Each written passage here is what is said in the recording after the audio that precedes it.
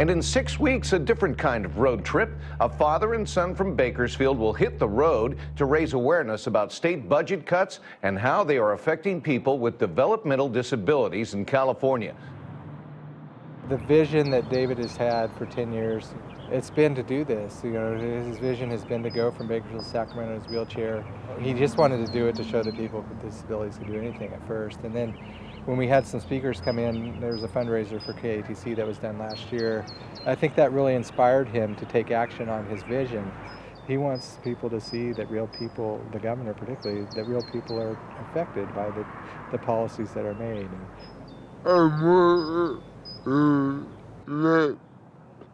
Let them know. He wanted to let them know that what they are doing is wrong. Born in 1960, David Mensch did not breathe for the first 10 minutes of his life, long enough to damage the part of his brain that controls muscle function, resulting in cerebral palsy. Sheldon and Joyce Mensch were determined their son would grow up doing the same things, getting the same opportunities as any other child, and they were prepared to fight for it. When he turned 5, a doctor suggested placing David in a group home for children with special needs. His parents said he would grow up at home.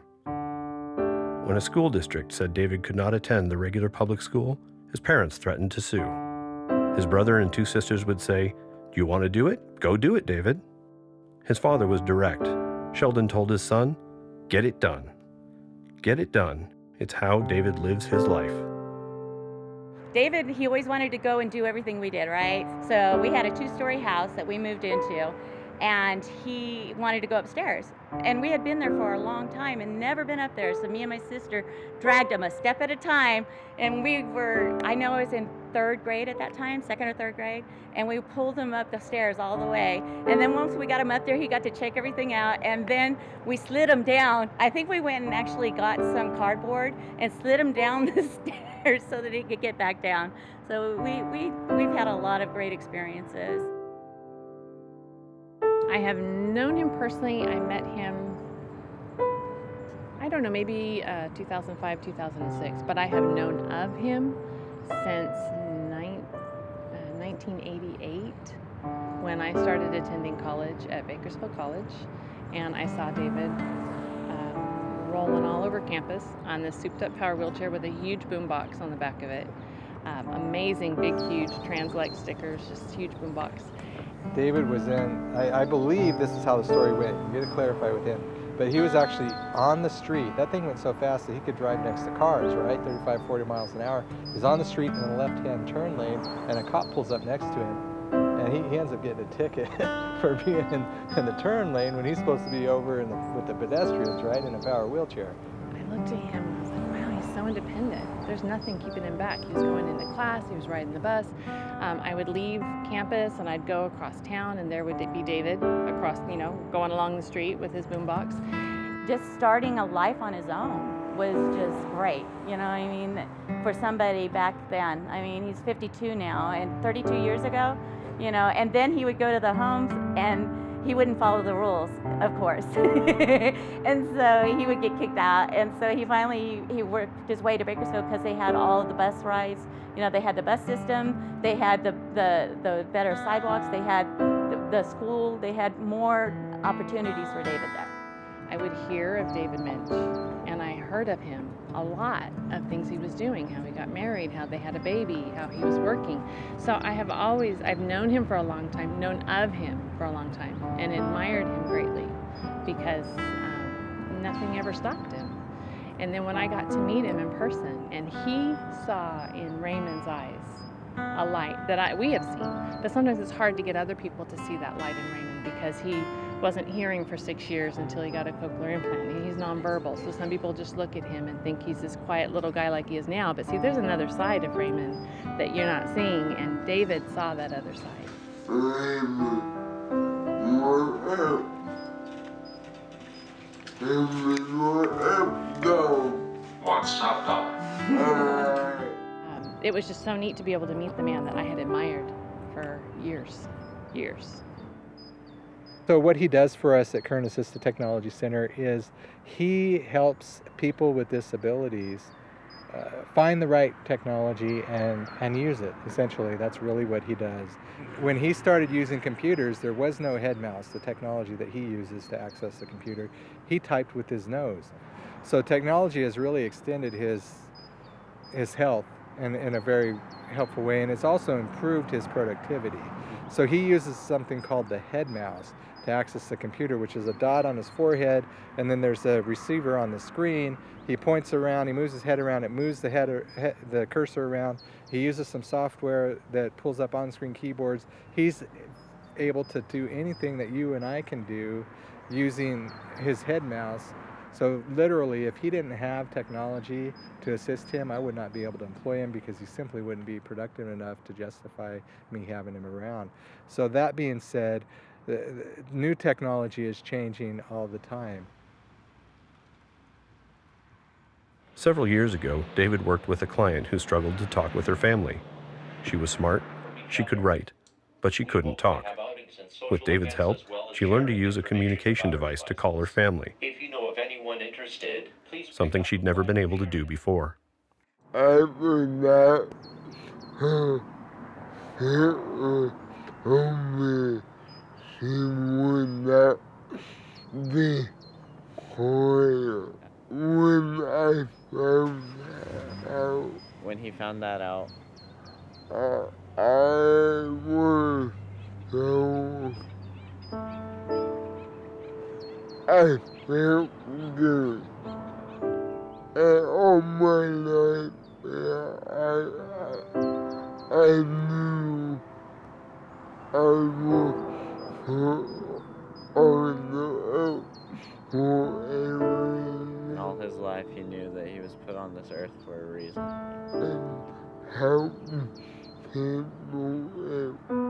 And helping people is my calling. It's his calling. Well, part of the reason that David is doing this quest was to raise funds for this house. He wants his dream and Aaron's dream to start with was to have a real house that people would live in, everyday kind of living, and then have it outfitted with the types of different assistive technology that somebody might use in real time, real use. So picture this, you need a roll-in shower, okay? You can actually see what a roll-in shower will look like in your own home, and then we can connect you with somebody who can actually build that roll-in shower in your home for you so you don't have to move anywhere else. You can stay in your home right there. Or, having an accessible kitchen, so that you can reach the different things that you need to reach, counter heights and whatnot. And that's exactly what David had in mind, is bringing awareness to people that these things can be changed. We don't have to just sit back and let it happen to us. We can help change everything. I always felt that the family one central area with a whole lot of technology. I have always wanted to do that.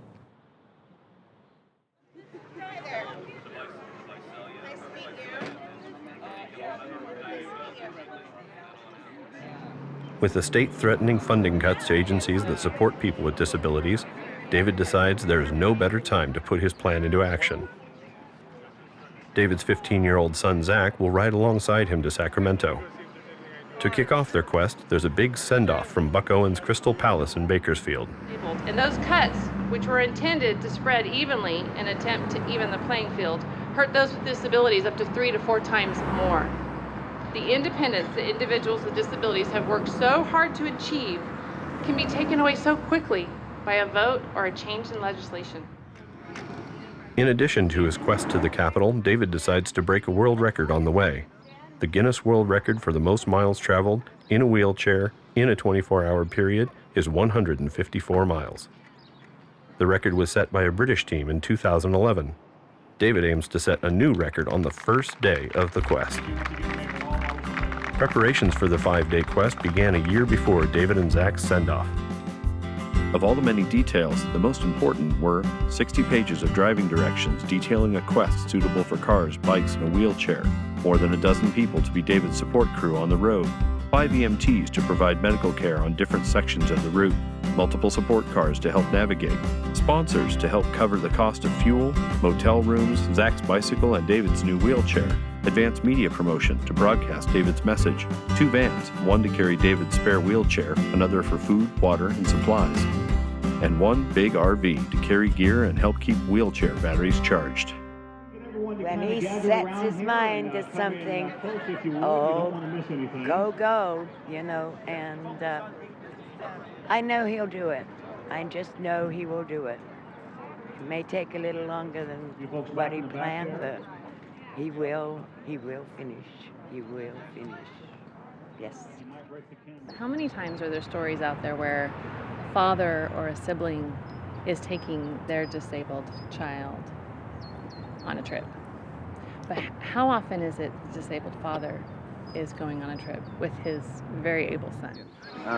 These are the dog tags for my grandpa so he could ride with me just because he passed away from cancer, and I just want him with me. He was United States Air Force. 1, 2, 3, ready, set, go!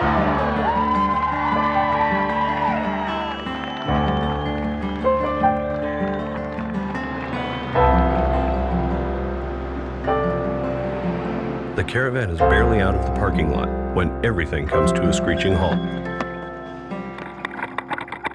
Just 2 minutes down the road, David pulls over. Something has gone wrong with his wheelchair.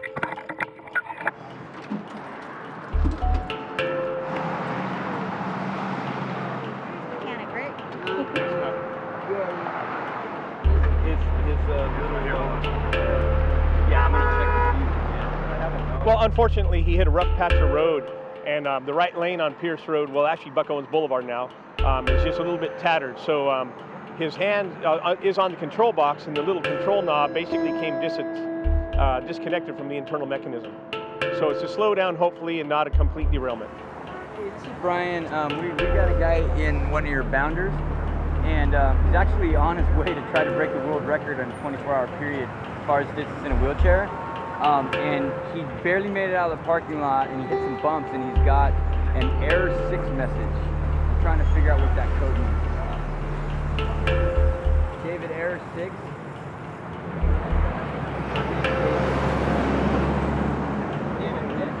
So how do we get it reset? No, I don't know. We took the knob apart, and now we're putting it back together. So it doesn't know that it's in neutral. It thinks it's not in neutral, or?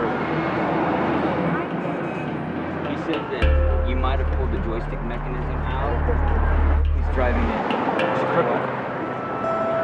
He said basically it means it's an air neutral, so it thinks it's not neutral.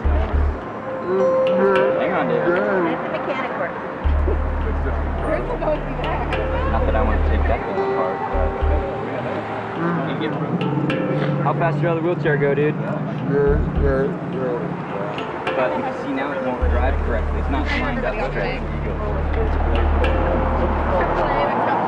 Do you think it's turning it, possibly? Like this here, look. Let's take this apart again, if that's okay. It's just a ball right there. No, I know. It's all ground out. It's not smooth anymore. Well, everybody's just checking the Facebook to see where we're at. Updates on Zach and David. I'm posting pictures as we go. His family in England can see what he's Yes, so his family in England can see what he's doing. People back here in Bakersfield can keep up. Different donors can see what we're doing, where we're at on the trip. So. You want to turn on the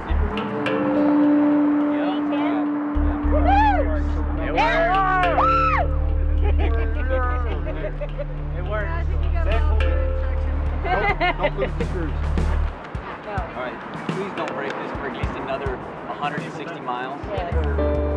Okay, it is 11:13 on March 30th, Friday. David mentioned attempting to do the longest distance in a wheelchair in 24 hours. Okay, hang on, you ready? Let me set your GPS. Ready, set, go!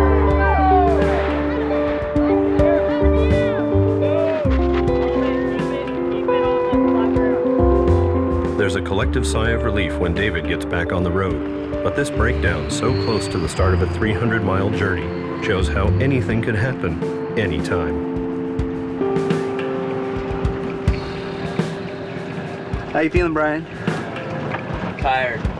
It's only been an hour in, but we're good to go now, hopefully. Hey, we're half a mile gone.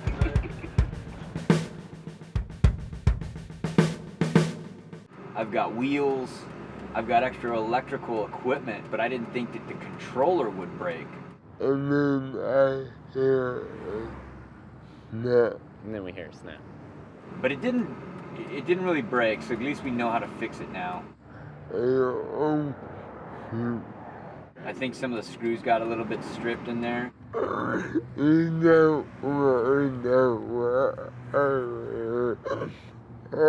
If we have to, we'll glue them in. We'll go to somewhere and glue them in. The plan is to get to David's mother's house in Madera by 2 or 3 in the morning and break the 24-hour record by about 5 miles.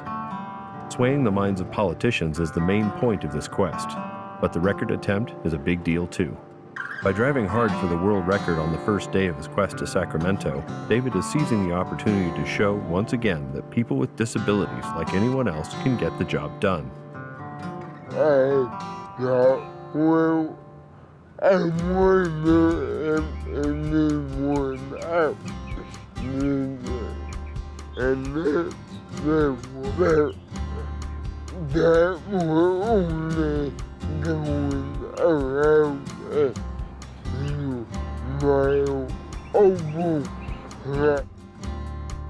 That is when I want to break everyone that I will everybody. He can go 16. Yeah, dude, it's crazy. That's why I think when he hit those bumps and stuff, he just came apart. We're gonna stop on this corner. Yeah, stop on this corner.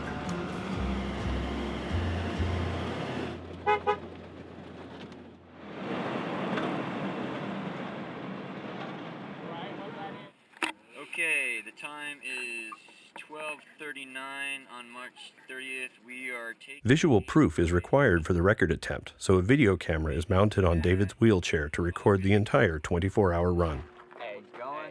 The rechargeable battery and memory card for the cameras are carefully monitored at each stop. That's on.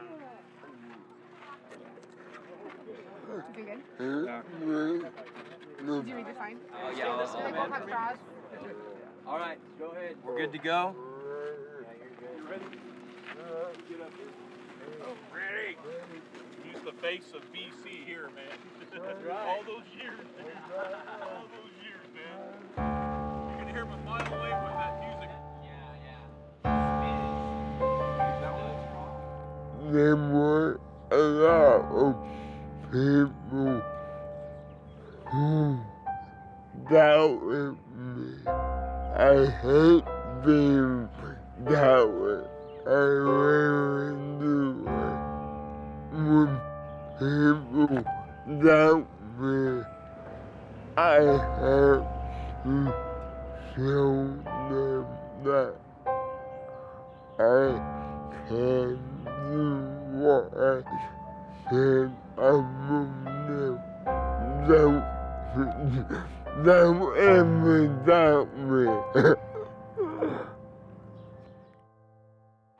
How many miles you got on your odometer yet? I'm not exactly sure. He's gonna go check right now. Fix yours right now. Oh yeah, I gotta fix mine. Mine says 22. Yeah, it says 22.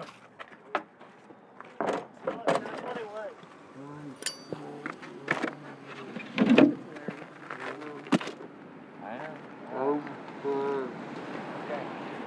Yeah, they make a little thumb lever for motorcycles, and we just put it up there just to get the latch it, you know? Yeah. Okay, so it's 1:30, and we're heading back out. How's your deal doing? Good? Okay. See you down the road.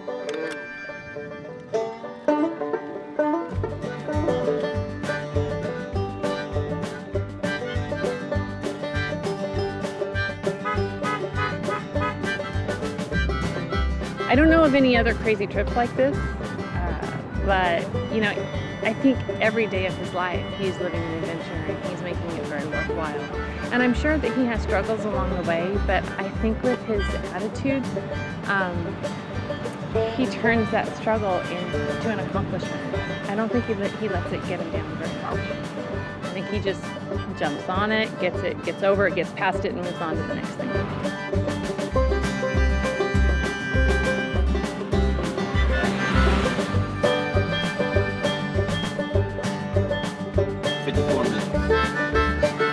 Well, let's let him go for a little longer. Let's see. Get out of the bumps, bud.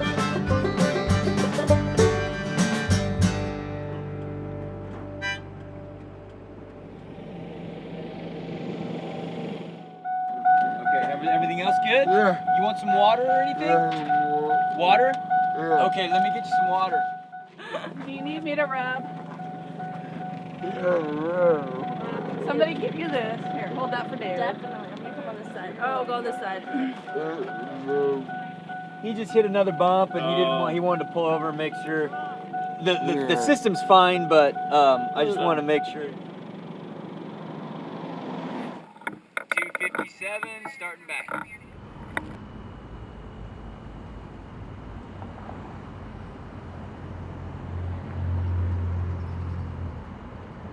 Working with David, I am a very, I don't say very spiritual, but I'm very, in touch with, praying to God and stuff like that. And the very first night I worked with David, I was like, oh, Lord, I don't know if I can do this. And I prayed about it on the way home. Okay, if I'm supposed to work with him, give me the knowledge and the understanding, to work with him. And just the past 7.5, almost 8 years has been so rewarding and so amazing. I love David. This is a huge deal. Not only because it's his lifelong dream to do it, but because he's breaking records and he's stirring up Sacramento and everything else like that, because not only does it affect David, but also affects my job and what I do. So it's a really, really big deal. Yeah.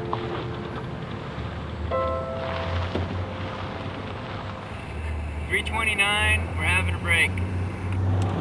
Zach, how you feeling? I'm feeling good. I'm not even tired. I'm ready to go and get this all the way up to Madera right now. You didn't really use steer anyway. You guys have done well. What do you think about it?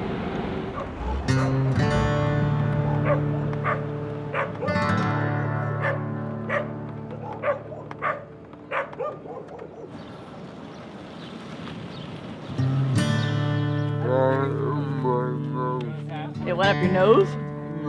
Okay, it is 5:32. Taking a break. So far, the GPS unit is showing 53 miles. All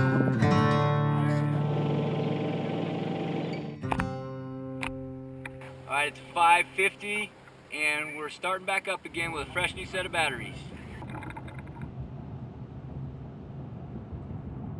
David's good friend Norm Hoffman taught health education for years at Bakersfield College, and David often spoke in his classes. The first time Hoffman watched David make a phone call by dialing with his nose, Hoffman knew he had found the perfect introduction for his guest speaker.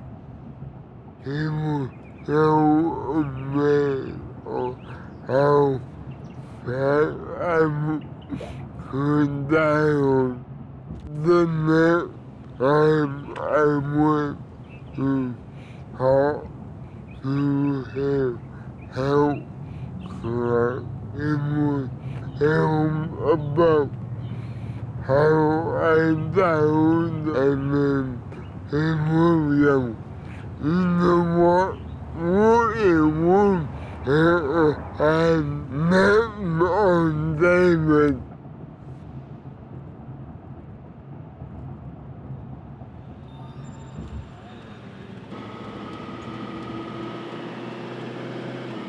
Good. Let me call you back.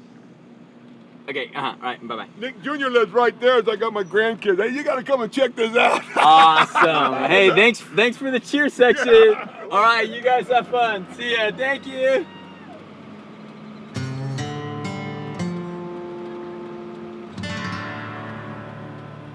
Hey, put on KUZZ. Tori's gonna do a shout out for us. Nice. Okay, I'll turn it on. If I can get it still. Okay.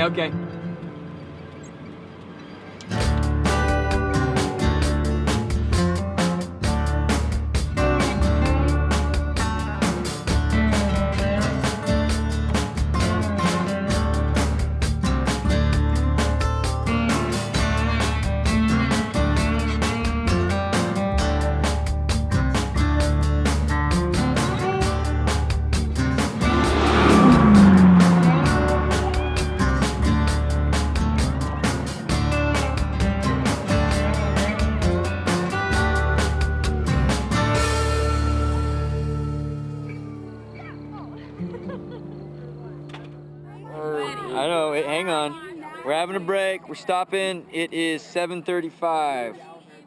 Gone 70 miles. David's doing awesome. Come on. Ready, baby? Ow. Hey, that's what I was gonna do. You don't want the glasses? You're gonna get bugs in your eyes. I better try. Your ears are hurting? Let me see if I stretched them out enough. Right, we're getting going again. It is 7:49. Be there at 8:30. That's what I was thinking 8:30. Go. The original plan was to eat dinner at the halfway point in Tulare, but night falls and the dinner stop is still 10 miles up the road. Now the caravan is 3 hours behind schedule.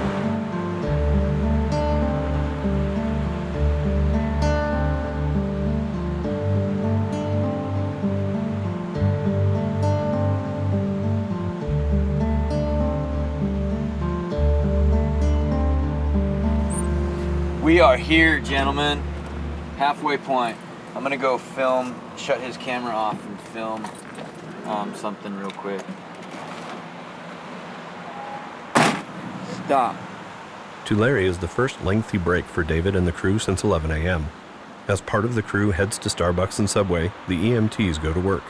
70 miles have taken their toll on Zach's knees, and David is due for a medical checkup. David, You heard you. you've gone 78 miles. You Okay, need to go sounds good. 82 more miles or 81 more miles according to I put a new GPS on. Yeah. If you get to your mom's house and you haven't gone 81 miles, you're still driving around until you do 81 miles. Hi, bub. A little more, okay? David's gotten a few shouts of encouragement alongside the road today, and now he gets his first handshake. Alex and his kids, who read about David's quest in the Fresno Bee newspaper, approached to wish him a safe journey. You still got a long ways to go. Yeah. Yeah, dude, because he's got another wheelchair. But it's 90 more not miles? even Is it close that to far? fast as this thing. Go safely. Man, it's something that I probably won't do. It's too far in the wheelchair. Yeah, it's his phone, but even though it's him, you know. After the quick dinner break, focus shifts to the long road ahead. There are lights to install, route maps to read, and a caravan of vehicles to sort out. Okay, and we have batteries. It's been 11 hours and 78 miles on the road. David must arrive in Madera by 11 a.m. on Saturday to set a new record. He will be on the road all night. If David is nervous about the highway ride late on a Friday night, he doesn't show it. Go! You're gonna go.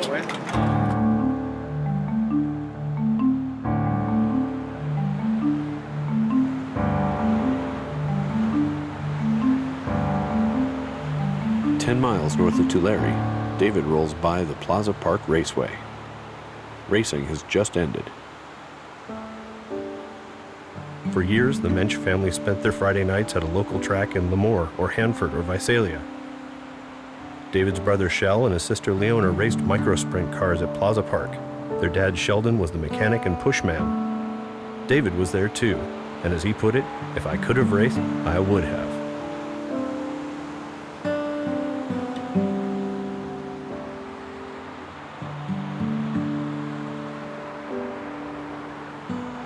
It's too soon for a regular battery swap. It's a wheelchair issue.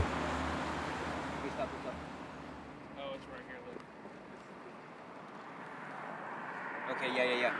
Okay, back up just a smidge. Back up just a smidge. A little more. Right there, whoa.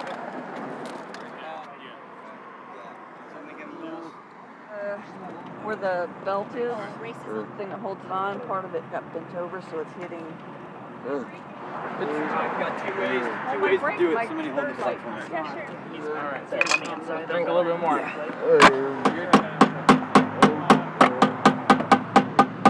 You're hauling ass right now, David. Keep up the good work.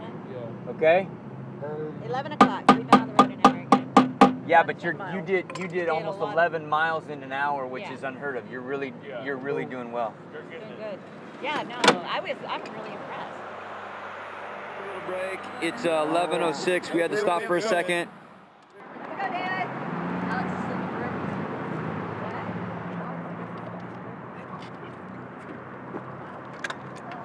room.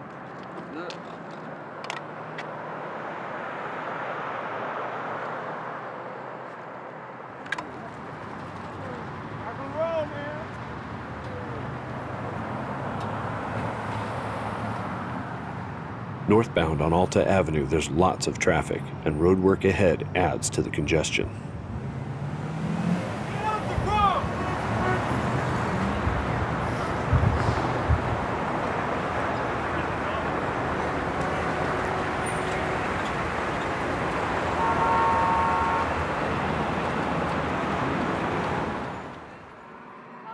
David's sisters, Leona and Michelle, drive support cars on the road. And when David pulls over for a break, they're his #1 support staff for food, clothing, and comic relief.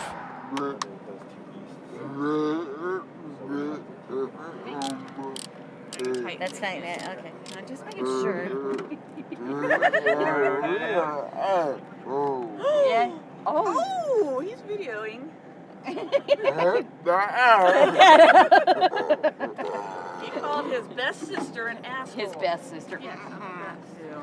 Beautiful, lovely pink scarf. Is that on? Knitted by my fiance's daughter. Oh, when it's on your head, tighten it. Oh my gosh. Should it go up more? Like that? Am I tightening? Well, I had it all the way loose. Put it up and then put it down? Put it up and put it down. Like that? Or like this? Is that getting in your eyes? Is that good? Is that better? The Mensch idiots here. Is that good? There you go. You get warm. There, you're warm. You got ornery sisters. And those on your eyes. We've always picked on you, sir. With that off your face. Okay, battery change. It is 12:03.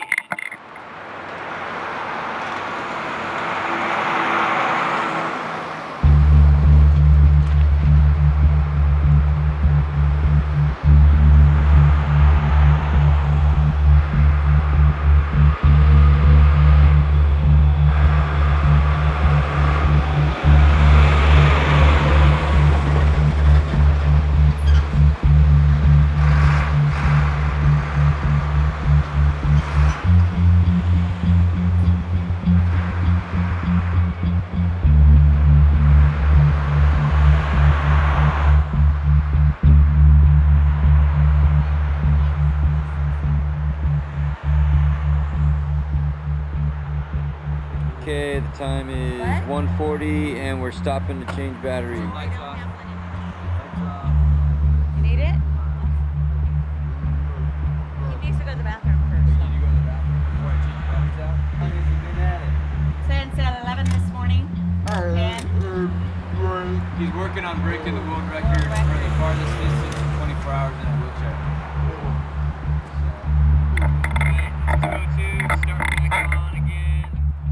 All right, warm enough? Okay, rock on.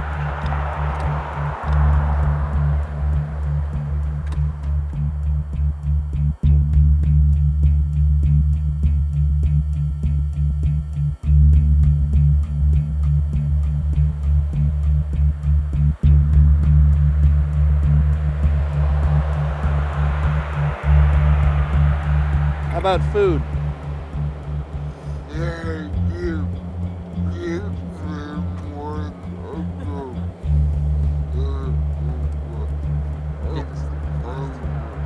You're hungry. All right. I still got that cheese Danish. Yeah? Cheese Danish. Yeah, we have tons of energy drinks made for nutrition. Tell you that story? We lived in a 2-story house and he never got to go upstairs. So Leona and I drug him upstairs and then grabbed his feet. Boom, boom, boom. Took him all the way down. 4:06, change the batteries. We're ready to rock and roll. The freeway entrance is right here, isn't it? No, we have miles and miles. Oh, okay. We'll keep going straight then. I thought. Yeah, So we just want to stay on 180 then? I would stay on 180.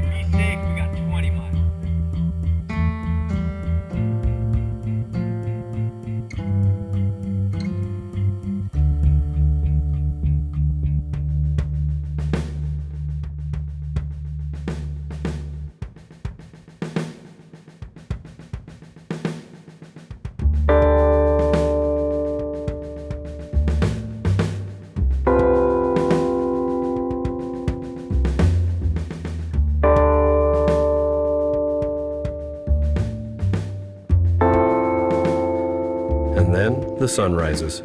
No one expected the all-nighter, at least not 21 hours ago when David rolled away from the Crystal Palace down Buck Owens Boulevard. That was an abrupt stop. I think he just learned that from me. Madera is within reach. Okay, well, why don't we get you to Madera, and when we turn off, You pull off, and we'll stop. We'll change the batteries. We'll change out. We're gonna change, Dad. We're gonna wait. Run me over now. Okay. As soon as we get to Madera. You know, I think those of us here at Bakersfield were all following him that first day. You know, the big record-setting day, and we all wanted to. We all wanted to see him do it. We wanted to see what was going to happen.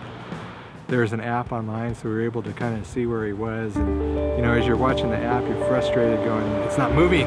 It's not moving. Where is he? He's got to be moving, right?" So you know, you're texting team members, and you know they're not getting back to you right away. And I got a text from one of my coworkers, a colleague, texted me at 5:30 in the morning saying, "Is he okay?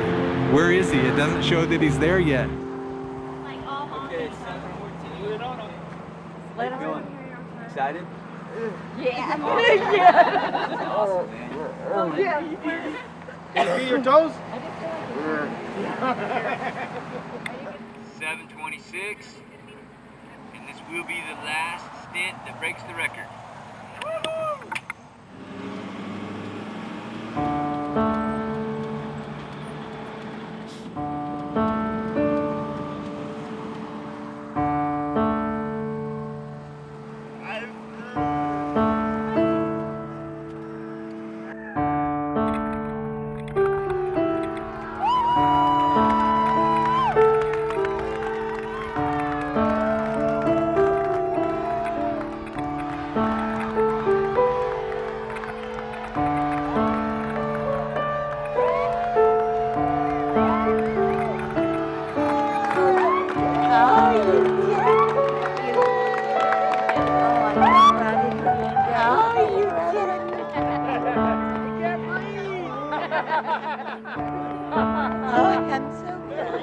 The time Yes. is 8:44. Awesome.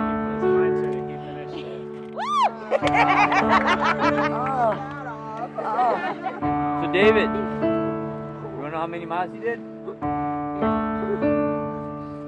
170 miles.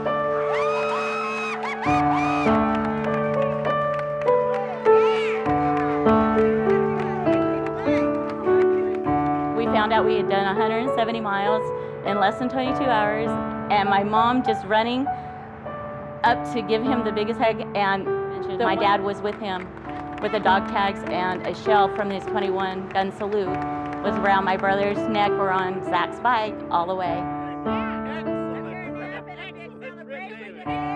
It's because of my dad and my mom that David did this. I just wish my dad was here.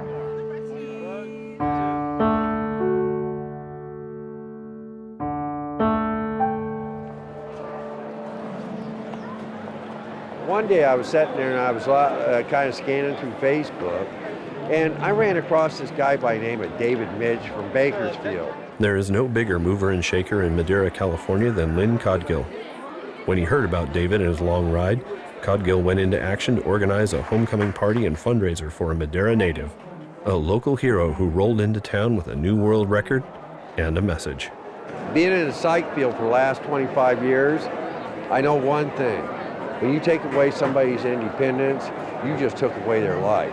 Matter of fact, I got a personal experience myself from being hit from a semi to where I couldn't use my arms or legs for a year and a half, and I know what that felt like. I gave him a call, we shared our stories, and he told me that nothing was going to stop him from ever being independent. Then I found out that his mother, his brother, his sister, and all his nieces and nephews live here in Madera. I told him I wanted to meet him. World records are not something that are given out just freely. When I talked to you earlier, you said, I'm exhausted. And it's exhausting to win a world record. And I was so happy to hear that when Lynn told me today that you had hit it, and a smile just came to my face and goosebumps hit. So congratulations, and you are going to be an inspiration to many people in generations to come. Thank you very much from the bottom of my heart and from the city of Madera.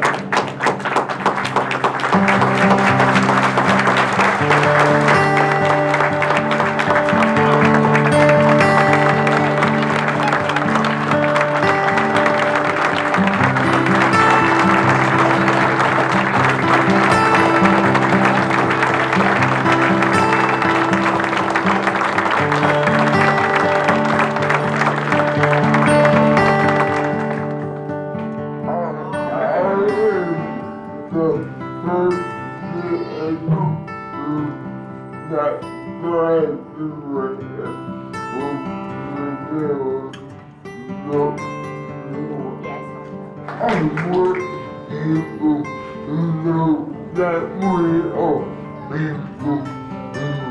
he wants people to know that they are people too.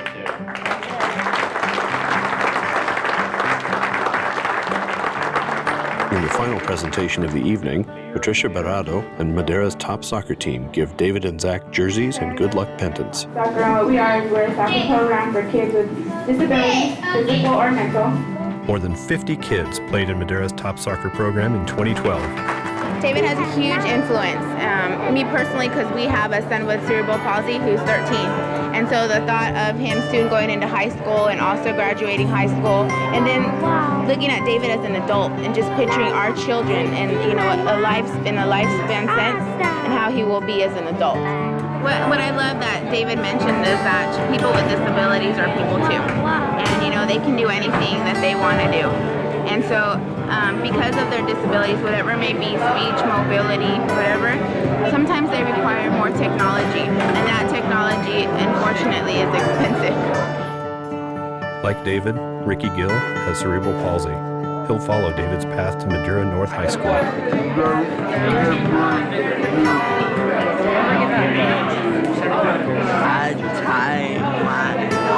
You try your hardest, always.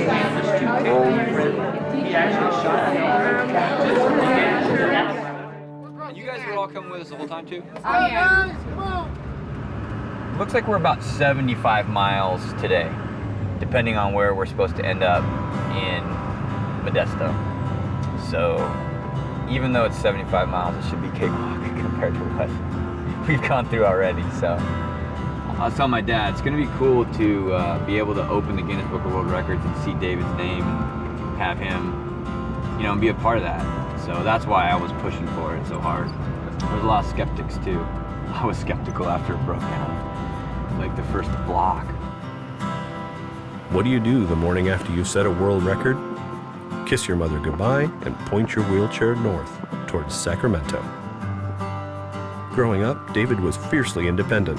When he left home at 20 to move to Los Angeles, his mother Joyce was not happy. But David wasn't moving away from his mother so much as proving that he could make it on his own. Eventually, David would move back to the Central Valley and settle in Bakersfield, 90 minutes south of the Mensch family home in Madera. My mom is the backbone of the whole family. She's the mom the whole way was amazing. And the mom always never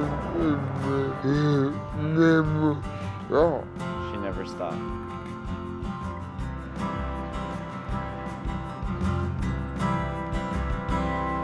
Battery? Your knob? Okay. For the second morning in a row, the control knob malfunctions. But this roadside mechanical stop sweetens up when the owners of JT's Bee service step out to see what's going on. I think it was Channel 30 News, probably. Channel 30? Yeah. David and Zach's quest got lots of media attention, and now, for the second time, someone recognizes David from a TV story. As soon as they realize who they're talking to, they offer up fresh honey and encouragement. Yes, I do want your autograph. It just happens when he saw this, I go, oh my God, that's so great. The road north of Madera is every bit as jarring as Buck Owens Boulevard, where David first broke down on the way out of Bakersfield. The caravan pulls over for the second mechanical stop of the morning, but this time it's not for the wheelchair. Zach's front wheel is wobbling. Soon after, a TV cameraman shows up. When the media calls, David and Zach are more than willing to pull over and talk about assistive technology and recent cuts to services. The biggest challenge that any nonprofit faces is for people to know what we do. And so we're going to use this as an opportunity to share with people what it is we do so we can help more people. That day, by the time he got to Madera, he was up more than 24 hours. So when he looked at me last night, we were having dinner, he's telling me, Aaron, I almost fell asleep a couple times ago. I don't know how you did it. You know, how did you do it? It's a testimony to his sheer desire and will. And I'm humbled to think that, you know, our organization was one that he chose to support through this remarkable thing that he's done. The caravan gets back on the road, and then there's another hang-up.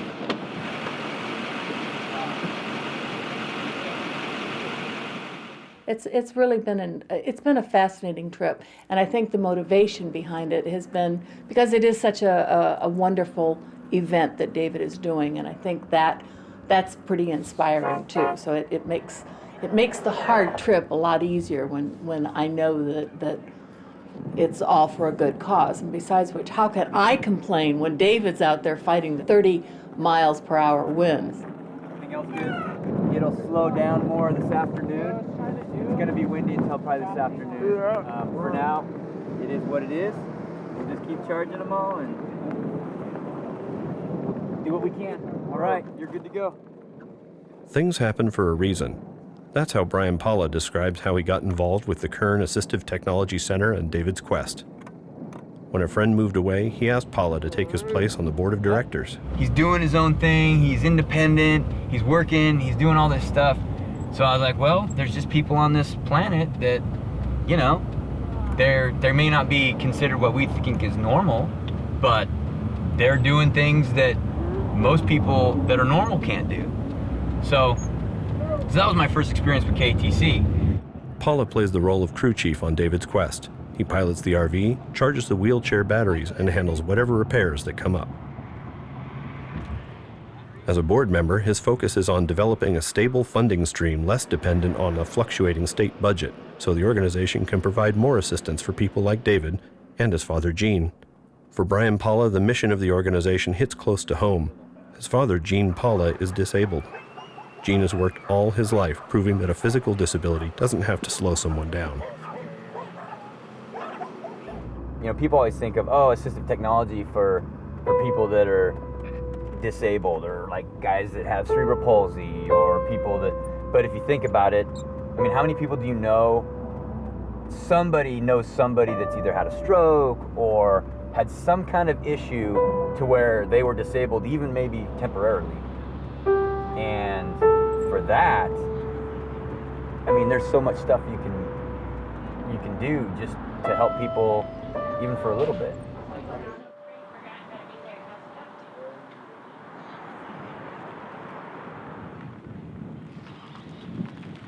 On Monday afternoon, the wind speed hasn't slowed. David and the cyclists hunch their shoulders and lean into the storm as they head northbound out of Merced on Santa Fe Avenue. The headwinds top 30 miles per hour. The wind whips and the caravan struggles to stay together on the busy single-lane highway. Then the dust begins to fly.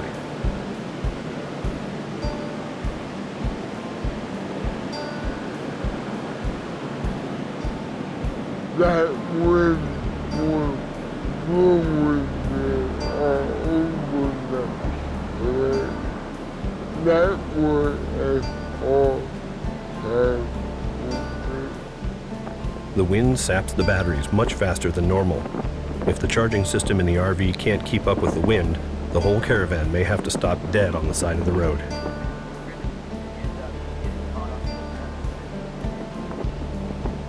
In the middle of his all-night drive, David questioned himself about whether he could make it all the way. Now, today's constant headwind takes its toll, and for David, the same doubts creep back. I wasn't doing that fast, but with the wind and me going 8 to 10 miles per hour, it hurt my head a lot. Compared to the record-setting drive to Madera, today's 77 miles were supposed to be smooth sailing.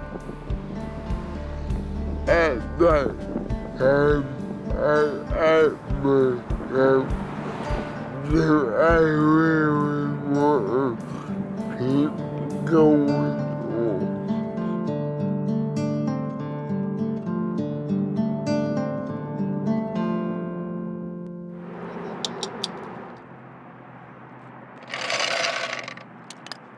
I know that we ran over some glass when we went. Close the tire or what? No, yeah, I've got a new tube.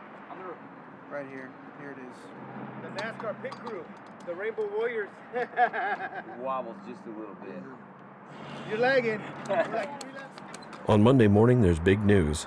David's been invited to meet with Governor Jerry Brown on Tuesday at 2 p.m. The chance to meet face-to-face with the governor is a great opportunity, but it adds a big time deadline. David can't be late for this meeting. A team meeting is called to discuss tactics for the next 2 days. The question is whether David should ride in a van part of the way to ensure he makes it to Sacramento on time. No one likes the idea, least of all David. But he brings it up first. I'm just saying it took us 12 hours yesterday, and we would get up at 2 to get there by 2. We want to be in Sacramento when we say we're going to be there at 2 o'clock. And to get there by 2 o'clock tomorrow, we'll be leaving at 2 in the morning. So You could say he rode his wheelchair over 300 miles to Sacramento, and that's a fact, right? There was some kind of scary moments yesterday that we want to try to avoid. We're going to be going through a lot of traffic. Yeah, don't pull up so far. We need to hug the curb a little more. Right. Yeah. And we need to all move over so we can let that. Yeah. Let everybody pass us by. I got this. We're getting off. I'll do this. I'll do this. My main thing too is everybody's tired. We've never worked together, and we just are like getting wore out, you know. And so when we kind of snap at each other, don't take it personally, any of us. You know what I mean? Right, hands in, hands in. Ready? 1, 2, 3. Target! Let's go.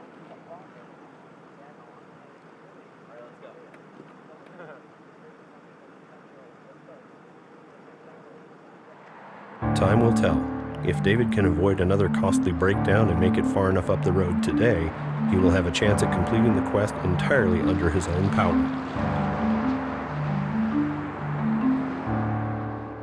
That means it's not going to be... After all the route checking at the motel, getting out of town is proving harder than it looked. There's a bike trail along the highway, but the vehicle route isn't clear. Valuable time is slipping by. And then, a good Samaritan rolls up. Yeah, okay, yeah, there's parking lot right there. And that's what, about a mile away? Yeah, maybe a little more. No, perfect. We can And take. then the road continues right up here. Keep going. South parallel. Right, and then right up to, okay, I called it frontage. Go. It's a nice ride, you'll enjoy it.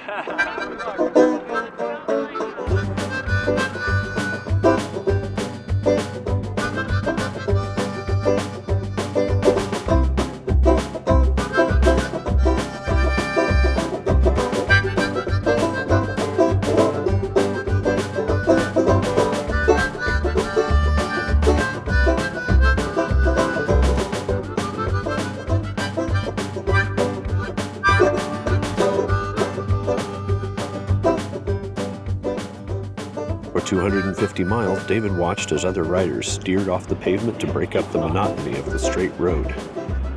Finally, it's his turn to leave tracks in the dirt. David pulls back onto the road and stops. Battery, or did you break something?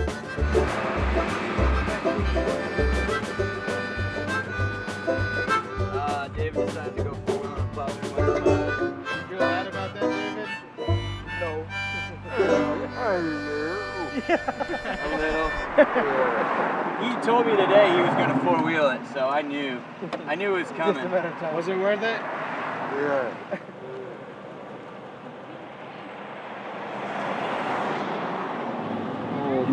Oh, on delay. Not bad. We got him running again, that's all that matters. Whew.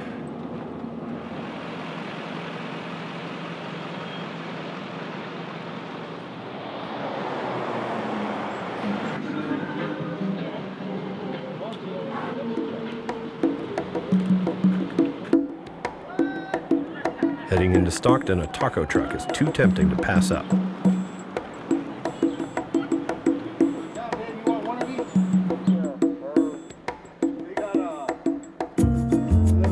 Everything good?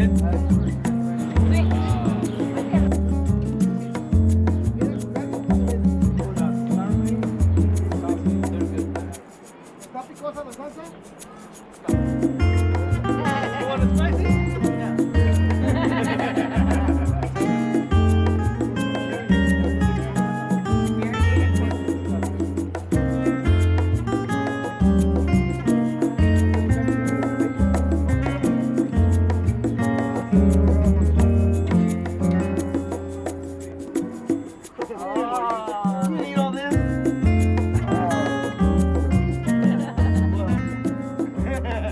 He's gonna go to the Capitol tomorrow. Yeah, it's pretty cool. You want to try to figure out why that tire went flat? See if there's a nail on it or something. That's good. Let's just try it. He's only gonna say hi to my Nana. Hello, how are you? We got him rolling again. She gave me the thumbs up. Oh, hey, Mom.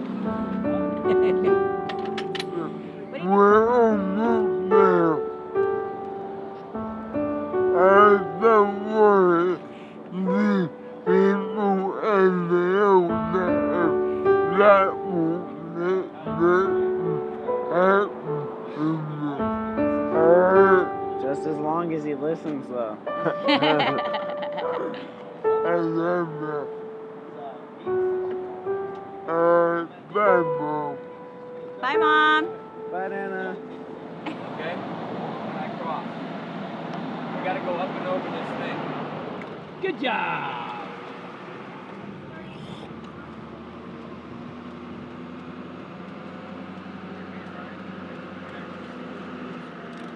In downtown Stockton, David makes an abrupt stop. What's messed up?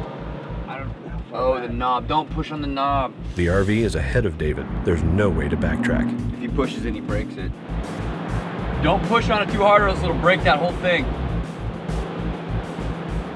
Okay, all right.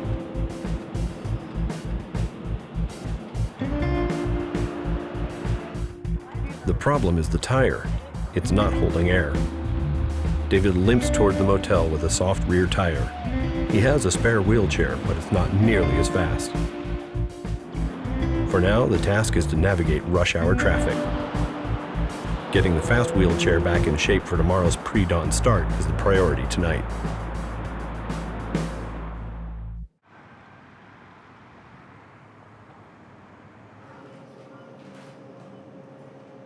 Tuesday, 5:30 a.m. In the pre-dawn darkness, the crew gets ready for the early start. The flat tire that was fixed the night before is holding air. The route has been checked and rechecked. Support cars are fueled and ready to roll. So it's all good now. We had to hammer the rim a little bit, but everything's fine. It might wobble, but it's rolling. Brian, 45 miles today? 48. 48. I'm like 40 something. Time estimate, we want to be there before 1.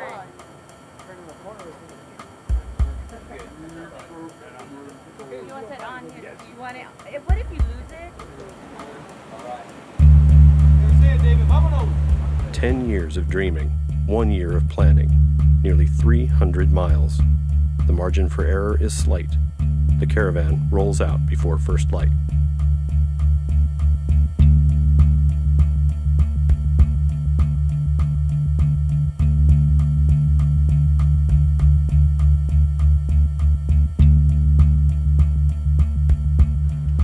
At first, it's smooth sailing leaving Stockton. But 12 minutes down the road, red brake lights flash. There's a problem. A dead end.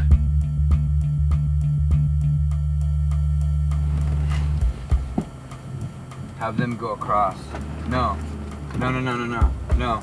You guys on the bikes go across. There's a bridge right there.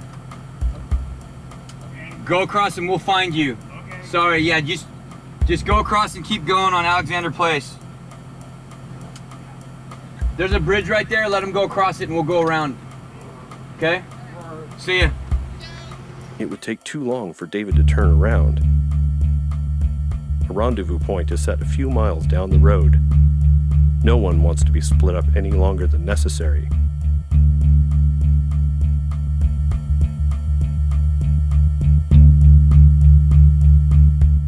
David makes it across the bridge, and then a post catches his wheelchair.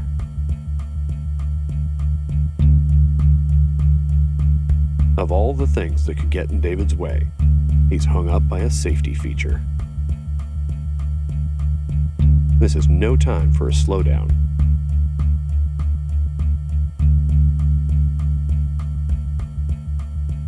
Finally, he's clear.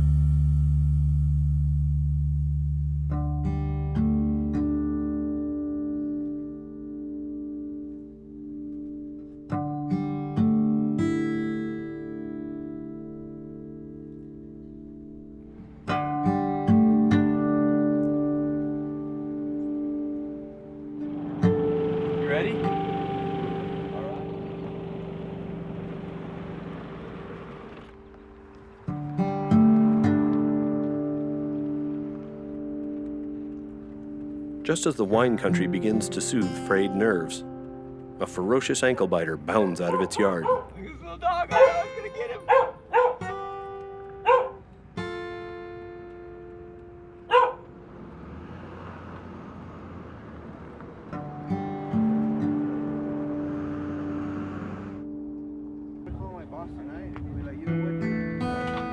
Yeah. Yep. Okay.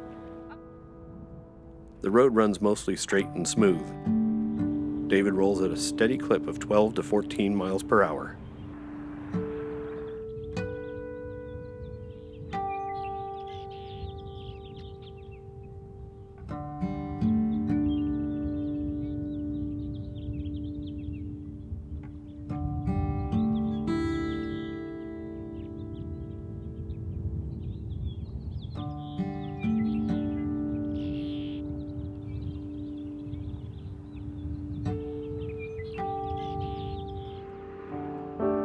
So David Minch is an extraordinary individual, as those of us who know him know.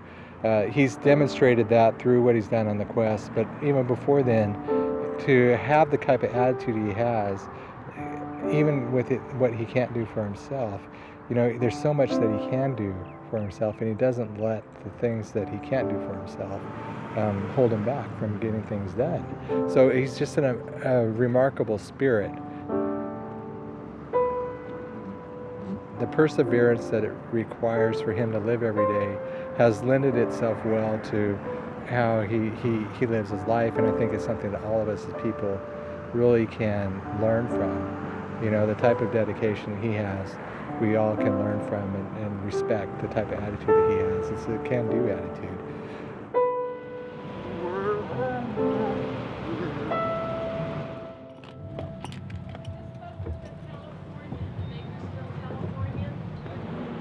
Tired. I'm just glad to get this thing over with. I'm proud of him for making it.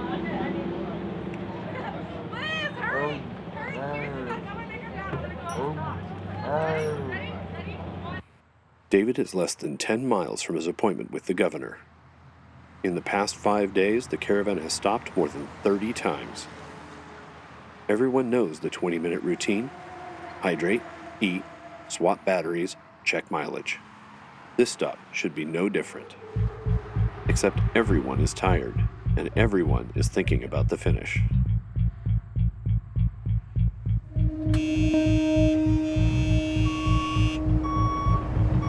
As the RV begins to back up, David rolls right into its blind spot. Didn't its reverse.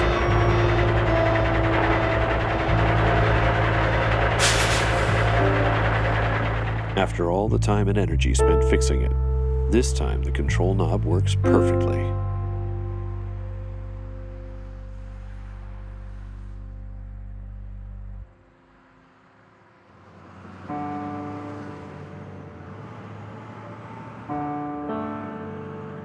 David has a lot that has gone on through his life. Mama's the one that spoiled him, Daddy, bless his heart, who is up in heaven watching down on him. He has been with him the whole way. He has given him the good weather and the wind. He just gave that to him. It was too easy any other way. And David has always struggled, and Daddy's always said, get it done.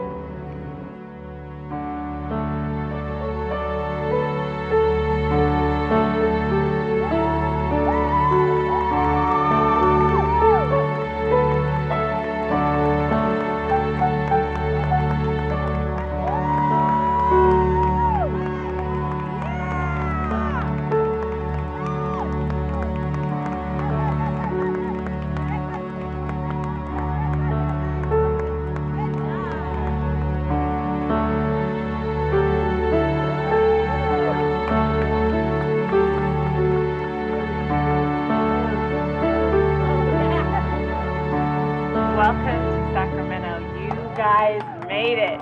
David has dreamed of this trip for over 10 years. To be able to bring awareness that people with disabilities can do anything, and you just proved that, David. You just proved that without a doubt. Right here? Yeah. We're hoping to do another one. I heard you're going to give the wheelchair a rest and you won't let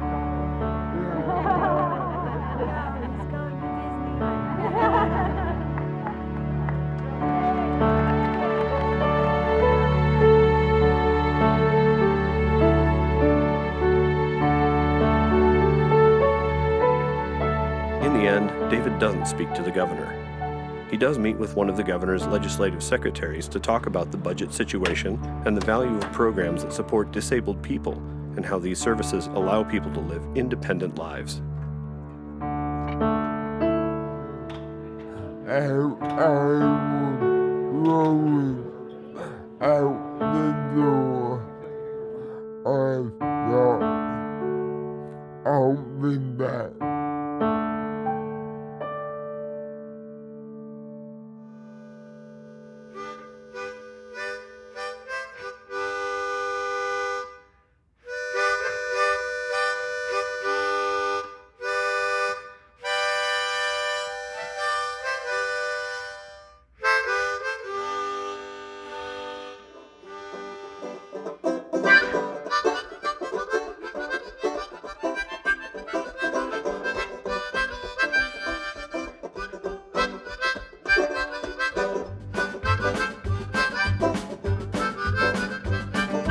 Well, I got a flat tire. One of those tires that I went off the pavement. I guess I got a go-ahead or something. And I did pop a couple wheelies when I was doing that too. The first official injury of the trip that hurt. You see it's all bruised there.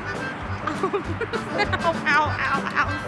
You know, we joke around, me and my brother Shelly, we both said it at the same time, David's Forrest Gump.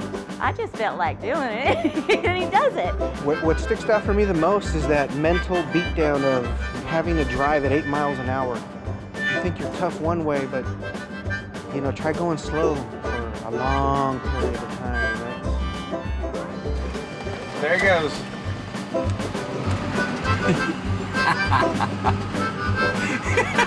We lost his habit. That was awesome.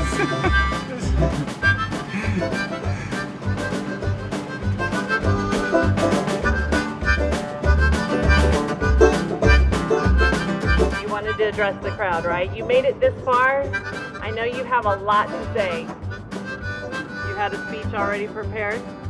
But I forgot. He forgot it.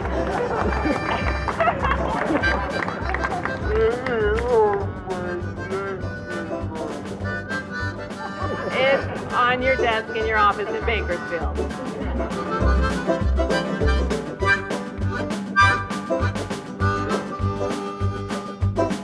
I was tired. You know, we're hitting those winds at 20 miles an hour. That was very tiring. But you know, I just said, hey, we can do it. It was definitely well worth it. No, get right there, get right there.